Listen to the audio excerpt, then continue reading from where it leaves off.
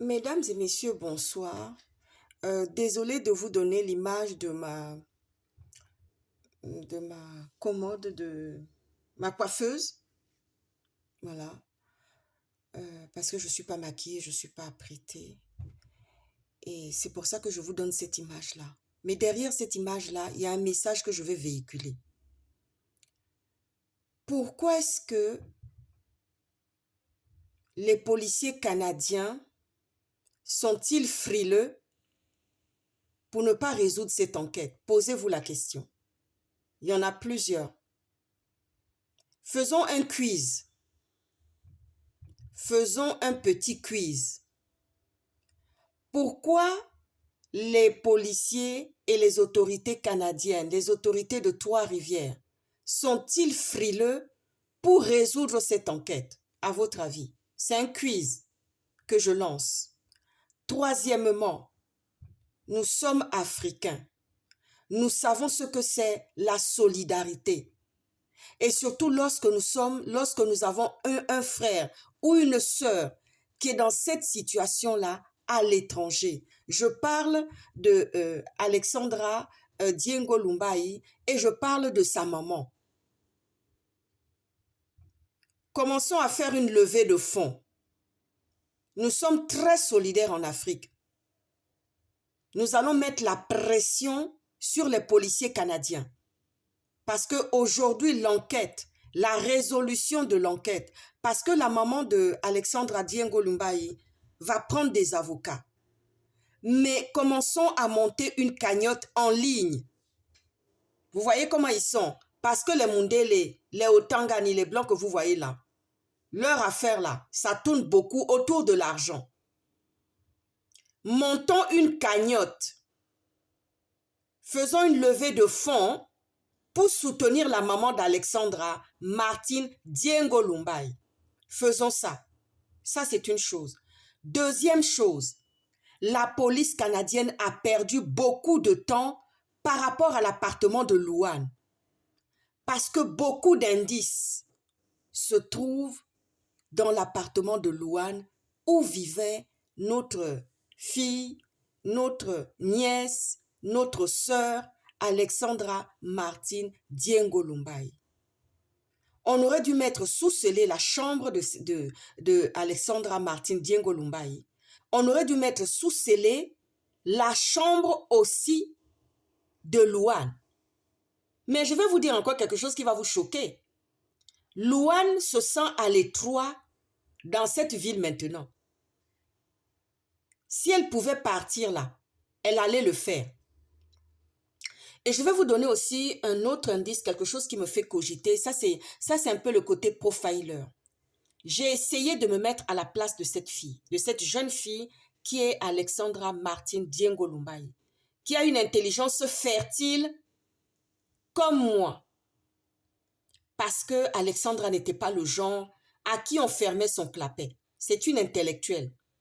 Quand vous voyez les yeux d'Alexandra, c'est les yeux d'une enfant bien élevée, bien éduquée. Ce n'est pas un mouton.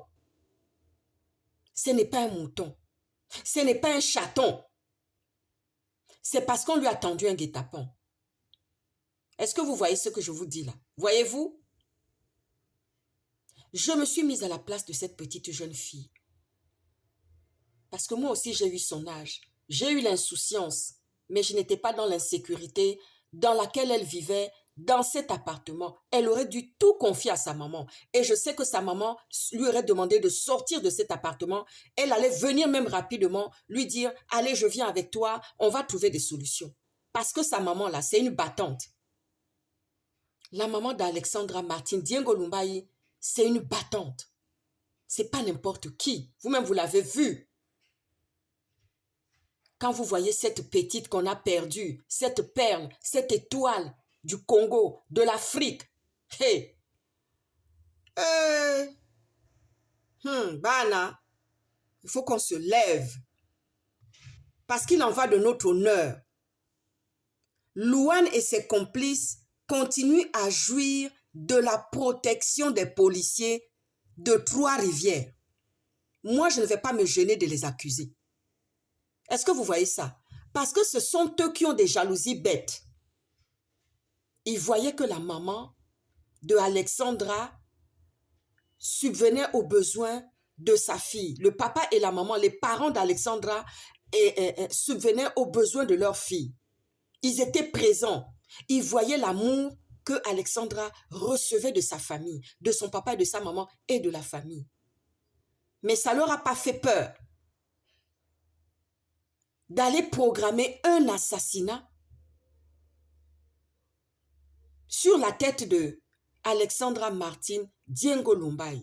Imaginez-vous ça. Imaginez un peu dans quoi ils ont plongé notre sœur, Rosny. Regardez un peu dans quoi ils ont plongé cette maman-là. Regardez le comportement de Louane. Je vous assure que si Louane pouvait quitter le pays, elle le ferait. Parce qu'elle est traquée. Tout le monde entier a les yeux sur Louane. Les policiers de Trois-Rivières ont fait exprès de ne pas aller poser les scellés dans l'appartement de Louane. Parce qu'il y a des pollutions maintenant. L'appartement est pollué de beaucoup d'autres ADN dans cet appartement. Il y a une autre chose aussi dont je vais vous parler maintenant. Vous allez fouiller et vous allez trouver. Avant qu'elle ne fasse louer cette chambre à Alexandra Diengo Lumbai, elle avait déjà loué cette chambre. Elle avait l'habitude de faire la location de cette chambre. Cherchez maintenant dans le paysage de Louane les personnes qui ont loué cette chambre-là, comment ils ont vécu avec Louane, quel était le tempérament de Louane, quel était le comportement de Louane, quelle était son attitude. Les réponses sont là. Tout est là parce que la police, là, on va la mettre sous pression pour qu'elle fasse son travail. La police veut couvrir les assassins. Ça, je suis désolée. Ils avaient qu'à me déposer plainte. Je viendrai répondre à cette plainte-là. Vous allez m'envoyer le visa, vous allez tout me donner. Je viendrai répondre à cette plainte-là. Et je vais vous poser certaines questions. Tac, tac, tac, tac. C'est ce que je suis en train de vous dire. C'est ça la procédure. On aurait dû poser des scellés. L'appartement est pollué parce que dès l'instant où Alexandra avait disparu, que sa maman avait lancé l'alerte, on aurait dû faire sortir Louane, déjà la mettre en garde à vue. On n'a pas mis Louane en garde à vue. Louane continue à mener sa vie, elle continue à vagabonder, elle continue à respirer